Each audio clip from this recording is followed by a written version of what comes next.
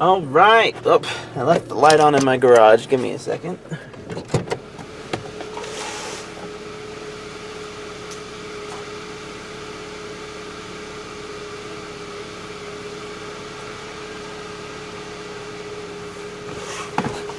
Won't get anywhere by leaving lights on all the time now, will we? Dude, this looks creepy now. I look like I'm in a weird kind of lighting situation. It's still pretty dark out this morning, so I'm gonna leave the car light on.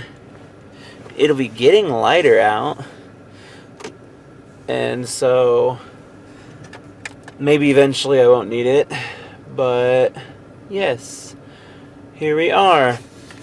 Now, I was talking with my mom the other day about advent calendars and got some ideas swirling around in my head. For those of you who aren't familiar, advent calendars are like a Christmas countdown calendar. So you have like, I think 25 days, and each day you open up a box, and like when we did them as kids, there was like a chocolate in each little box, and then you got to Christmas Day and there's a larger chocolate in there for you. And people have kind of adopted the concept to do a whole lot of different things with it. The idea, so like my mom subscribes to a crochet channel that does advent calendars, and every month you open up a new like pattern, and I think you build like a big old blanket at the end of the year or at the end of the month when you crochet them all together. And so it got me thinking, because I was like, I mean, that's kind of a cool idea. It's a cool concept, and a lot of people like the ideas of like a countdown or something, and like seeing your progress as you get along. And so I was thinking about maybe making like writer's motivation advents, so to speak. And I was like, I could make like a different advent per month. Like, you don't have to have it just be the month of Christmas, and it doesn't necessarily need to be a Christmas countdown either. It could just be an advent for whatever month. And so I was going to break it up into days, because there's roughly about 30 days most every month, February I think being the only one that's under 30. And so basically figure out how many words you would have to write every day for 30 days in order to have a completed novel by the end of the month. And so the idea here being, because an actual full-length novel is only 40,000 words, and obviously that's like a very short story, very short novel, but it is by definition still a novel. And so I did the math, and it's like 1,333 words, 0.3333 repeating, in order to do 40,000 words in 1 month's time. So I was going to round that up to 1,350 and do a writing goal of 1,350 words every day for a month's time, and then make this advent basically be like a writer's guide, if you will.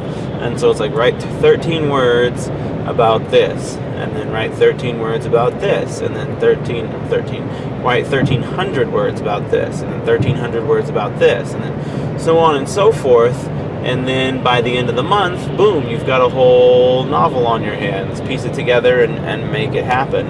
And I think that'll be like a cool like little product. And as much as I love writing fiction, and I'll never stop writing fiction, a lot of people have commented on like my productivity as a human being, and that I should be more of a motivational speaker or more of a like advice giver than someone who's necessarily trying to sell fiction. And so that's just another thing that I've added to the list of things I'm going to try and do in 2024, is I'm going to try and be more of an advice giver, try and give out nonfiction books and things of that nature to encourage other writers and other creators, and kind of go from there. Like I said, I'll never give up the pursuit of traditional fiction, but the reality of it is it's a lot easier to advertise nonfiction books than it is to advertise like a fiction novel, because more people are more likely to read something if they feel like it holds value to them. Not to say that fiction doesn't. Fiction holds a lot of value, but the perception is if it's not a real thing, then it doesn't hold as much value or any at all. And that's honestly kind of lame that people have that thought process, but it's a reality that most fiction authors have to face. And until you get your fan base and until you get people watching your content, it's very difficult to get any sort of traction in fiction. And like I've approached a multitude of marketing firms and things of that nature, and none of them will even give me the time of day because I'm a fiction author. They're like, I don't even know what to do with that. And so the hope here would be, like, if I can inspire people to be productive authors and inspire writers to write, then maybe they'll be more inspired to explore the worlds of fiction that I'm creating and kind of blow up from there. You never really know. There's 1,000,001 ways to go about doing anything, really. And I keep saying this, but like 2024 is going to be a make it break it point for me. I think I'm going to buy an actual physical calendar for the first time, and I'm going to like write out all of the things that I need to do, and then I'm going to program an alarm on my phone to have me check my calendar every day and make sure that I've done the things that I need to do. And I might even set alarms on my phone just for like day-to-day activities, and try and really structure my life and get the maximum amount of productivity out of it, and make sure that I am doing what needs to be done and pursuing it with the utmost importance, because 365 days is an awful long time, and it's about time I started seeing some better results from the time and effort that I'm putting into things. I intend to release 2 books next year. I want to write more than 2 books next year so that I can stay on that 2-book release. And then I need to record at least 1 audiobook, if not both. And I need to get my audiobooks to a place where Audible doesn't hate them. And then I've got the 365 challenge going for YouTube uploads. Some various just like personal life things. Maybe trying to hit the gym a lot more and try and get to a better place with fitness. And got a lot of things going on. And I really need to make sure that I commit to these things. Like, it is such the New Year's cliche for people to be like, okay, I've got all these New Year's goals, and maybe you stick to them for like a month or 2, and then you fall off, and then you're just like everyone else who set goals and fell off, or who didn't even bother to set goals because they knew they weren't going to commit to them. And so that'll be kind of hopefully a transformation and something that'll be interesting for you all to see as I get all these goals set forth for myself, and I can like give you all updates on like, here's where I am, I did this today, I did that today, I've been doing this really well, I've been doing that really well, and hoping that I can keep the motivation going and keep the videos going and really just start to knock it out and make, like I said, make 24 an incredible year, and then hopefully lead into a very strong 2025 from there, because like I said, 2025 will be a different kind of year for me. And so there's what I've got planned, what I've got going on. I think these Advents will be really just kind of a fun little project to do, and I think I'll release at least 12 of them at first, and I'll release one per month, and they'll be small little books, and they'll be based upon like genres. And so it's like, I think science fiction will probably be the first one I do, and then thriller, and then horror, however it happens. Horror I'll probably reserve for the October release, but I'm sure I can come up with 12 genres to write and make these cool little writer's prompt books and see if people are interested in them, see if they take off. Hopefully they do. And I might do like a 100% like non-profit, like, what am I looking for here? And 100% like non-profit, not non-profit, a 100% not funded project with these little guys, because they're going to be small enough that I think I can do them and just do them all out of like, I made them myself and not outsource anything, because I usually like, I'll outsource my covers, or I'll outsource this, or I'll outsource that. And I think that I'm going to try this time to do it all myself. That way, I hopefully can maximize like the profit. And I don't like it to look like that, but like, so I get a lot of advice from people that's like, don't spend your own money on these things. Try and do as much as you can yourself. And like, it's a better story to tell when you're like, oh yeah, I made this book and I made it all myself. I drew the pictures, I did the stuff, I did the things. And so from there, I was like, okay, you know what? I like that idea, actually. I am going to follow that idea. And so that's what these will be. And like, oddly enough, I had that realization. It's probably been close to a year now. I reached out to a amateur game studio to see about having this game that I wanted to have created. And they were like, yeah, we could do it. Obviously, it's going to cost a decent chunk of money, but we can do it. And I was like, and I was thinking about it, and like the director guy, he gave me that classic advice, and he's like, I would really suggest not spending your own money on it. Like, see if you can do a crowd fund or something like that. And he's like, because one thing a lot of people don't realize is like, just because it's a video game doesn't mean it's going to sell. Like, there is a ton of marketing that goes into like the AAA titles, or even like the A and B titles that you see on the market. And he's like, just because you have this game doesn't mean that people are going to buy it or even care to play it. And so he's like, you just throw this money away just to say that you did.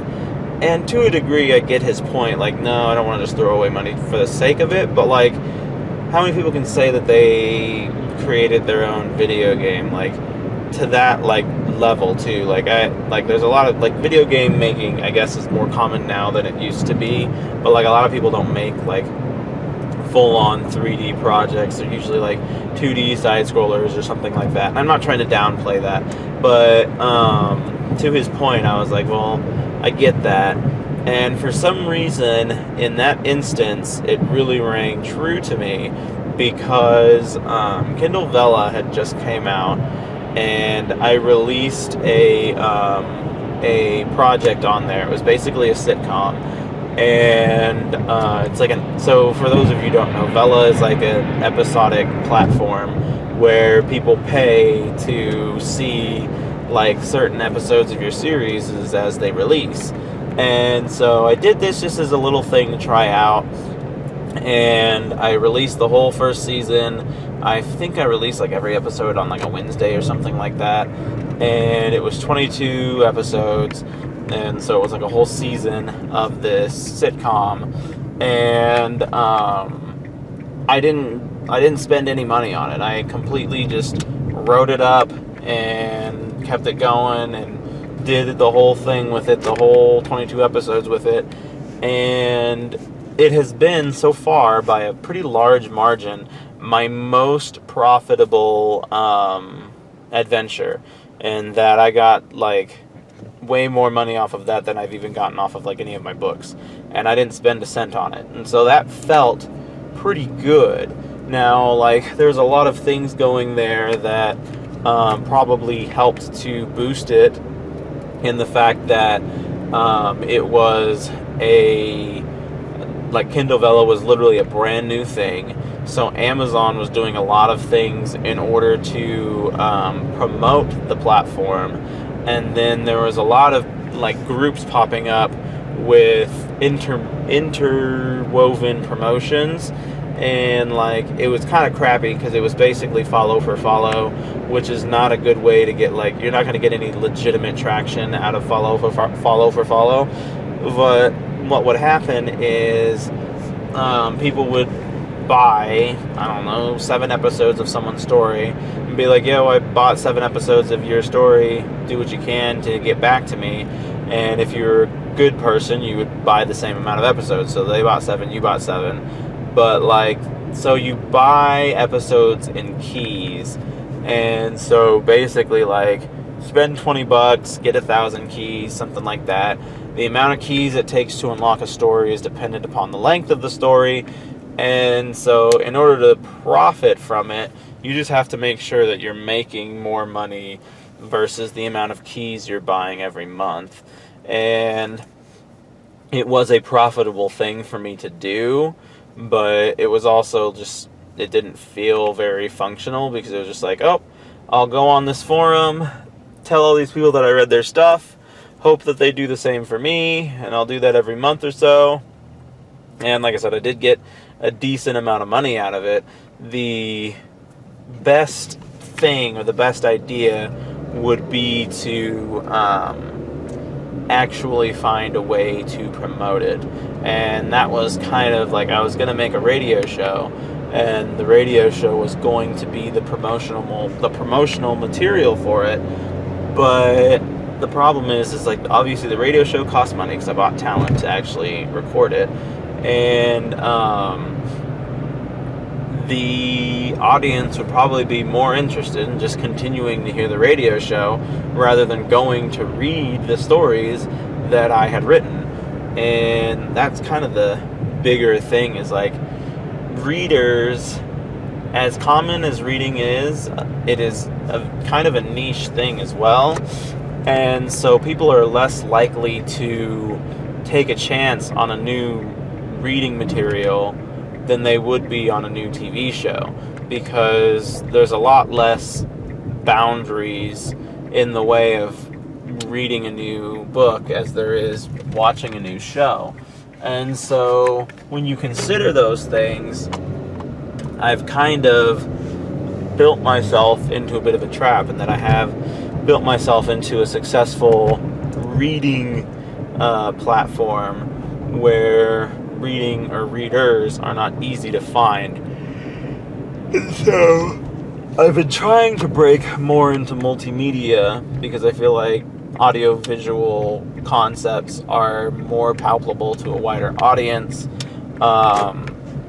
There's a lot less barriers of entry, and like with audio content, you can pretty much listen anywhere, anytime, anything.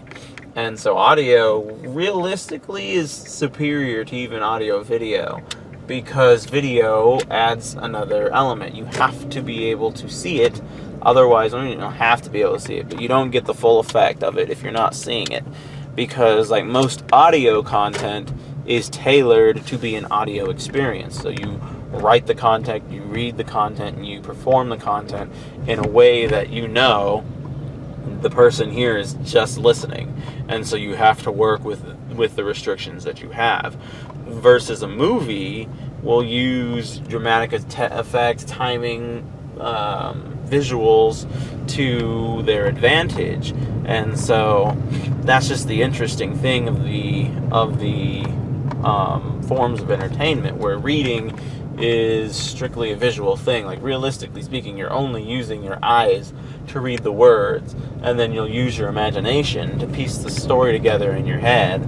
And that's the big distinction between them. And so those are just some interesting things I've got going on. I'm excited about these advents that I will make, and hopefully get some people stirring and talking about my content and trying to get somewhere, be somewhere, do something. And yeah, that's what I've got going on. Got quite a bit of good stuff going on. I hope you guys have stuff going on too, and it's good stuff that you don't hate that it's going on. Getting really close to vacation time. I will probably film stuff. Well, I know I will film stuff over the vacation. I just don't know if it'll be this kind of stuff. So I don't know if I have anything to share with you guys over that or not. I guess to be determined there. We'll figure it out as time goes by.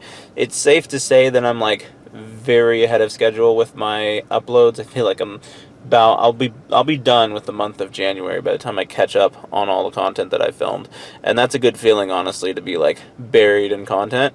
So just keep on keeping on there and keep posting these. Hope you guys enjoy them, and hope that we can maintain a good, healthy relationship. Bye bye.